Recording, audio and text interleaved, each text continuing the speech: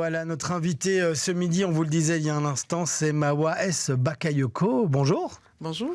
Merci d'être avec nous et bienvenue à Bruxelles. Vous nous venez de Côte d'Ivoire. Vous êtes invité en fait par le MRAX pour parler de questions liées à la crise migratoire. C'est une de vos spécialités. Dans la vie aussi, vous êtes ambassadrice de la culture de la paix à Abidjan pour la chaire UNESCO. Vous êtes éditrice, écrivaine. Vous avez publié plusieurs ouvrages qui parlent de la migration clandestine.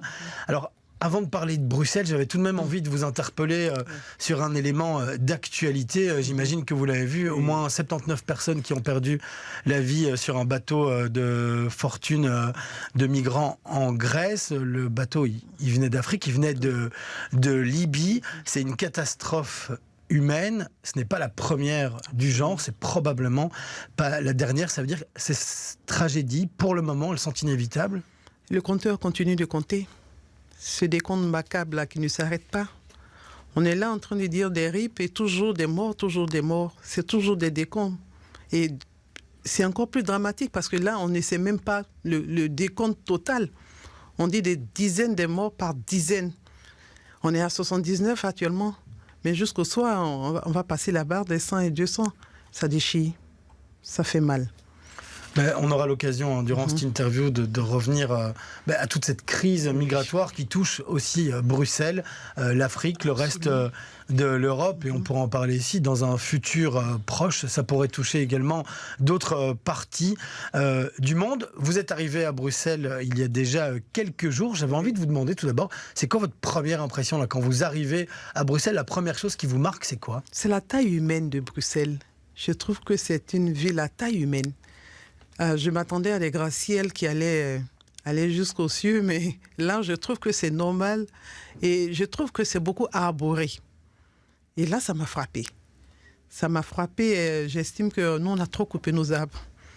Et donc, quand je vois autant de verdure, je me dis, ils ont conservé quelque chose d'essentiel. Et j'ai fait un tour à la Grande Place et j'ai adoré. Je me dis, voilà leur histoire. Ils ont quelque chose qui marque. Et là, je pars avec ça quand même dans le cœur. Eh ben, ça fera plaisir à beaucoup de personnes qui nous écoutent, j'imagine, ou qui ont l'habitude d'être invités ici à votre place. Alors, en préparant cette interview, quand je vous ai eu au téléphone, vous m'avez dit ce qui est intéressant pour moi de venir parler de crise migratoire en Belgique, c'est que vous êtes un pays d'accueil. Est-ce que le terme de pays d'accueil, vous le désignez parce que c'est un fait, il y a des migrants ou des transmigrants qui passent par la Belgique, ou bien il a une connotation positive chez vous? Pas positive, mais c'est un constat. C'est un constat quand ils prennent les chaloupes, quand ils prennent les bateaux. C'est Paris, c'est Bruxelles. C'est leur point de chute. Donc, en termes de pays d'accueil, c'est le premier constat. Et ensuite, on voit effectivement, il y a une intégration qui est faite. Mais cette intégration qui est faite, il y a beaucoup de laissés pour compte par la manière d'être arrivé. Et donc, c'est le pays d'accueil. Il faut, je le disais tantôt avec vous, comme vous l'avez dit, il y a une solution qui se trouve également ici. Et cette solution, autant dans le pays du départ, mais autant dans le pays d'accueil.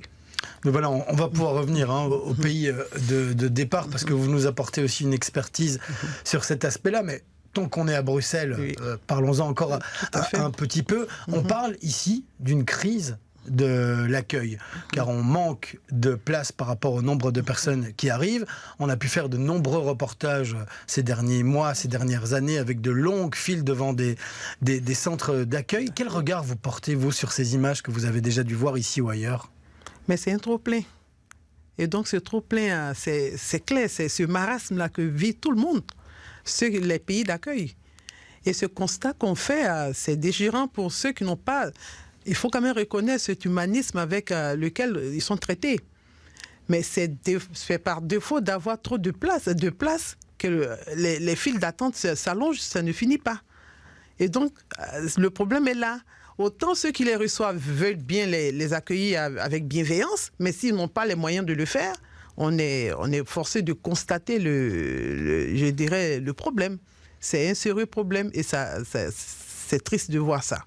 Oui, et chez nous, ça va encore plus loin. L'État belge a été condamné à de multiples reprises pour ces manquements, pour des personnes qui doivent être accueillies chez nous et pour lesquelles l'État ne peut pas donner de place. Vous avez tout de même un lien avec l'UNESCO, avec un regard un petit peu institutionnel. Qu'est-ce que vous pourriez dire aux représentants belges si vous les aviez en face de vous? Évidemment, c'est pour leur dire aujourd'hui, faites parler votre humanité. On n'a pas le choix, ils sont déjà là. Qu'est-ce qu'on en fait? Faites parler votre humanité. Dites-vous qu'ils sont déjà là. On ouvre notre cœur, on ouvre des places. Et je fais appel à cette humanité. Bon, je dis, c'est vrai, la manière de venir n'est pas la bonne, mais c'est déjà là. Qu'est-ce qu'on fait? On résout le problème. Ouvrez votre cœur, ils sont déjà là. Et comme beaucoup d'observateurs, vous estimez qu'il y a un manque de volonté politique par rapport à ces migrants-là, alors que des possibilités existent, puisqu'on a pu les trouver au moment où on a dû accueillir des réfugiés ukrainiens? Tout à fait, je me dis que c'est possible, parce que vous avez touché du doigt. Est-ce que l'accueil, on fait un accueil sélectif par rapport aux Ukrainiens ou par rapport aux Africains? Ces immigrants qui viennent de l'autre côté de la Méditerranée. Pourquoi cet accueil sélectif? Parce qu'on a fait également le constat, quand il s'agit des Ukrainiens, il y avait de la place et il y a encore de la place. Donc cette humanité ne devrait pas être à géométrie variable. Ça devrait également s'appliquer pour les migrants qui viennent d'Afrique. Mais l'Afrique, on va en parler justement, parce que est-ce que vous avez l'impression qu'ici, on a tendance à se focaliser sur des solutions un petit peu sparadrap de régler l'urgence, c'est-à-dire on a une crise migratoire avec des personnes qui traversent les frontières et qui arrivent chez nous et ailleurs et qu'il faut accueillir, et on ne pense pas trop à essayer de trouver des solutions pour essayer de stopper ce flux ou de mieux le comprendre? La volonté n'est pas là. La volonté n'est pas là de trouver la solution profonde. Et pourtant, il ne suffit pas de traiter la fièvre. Il faut traiter l'origine de la fièvre.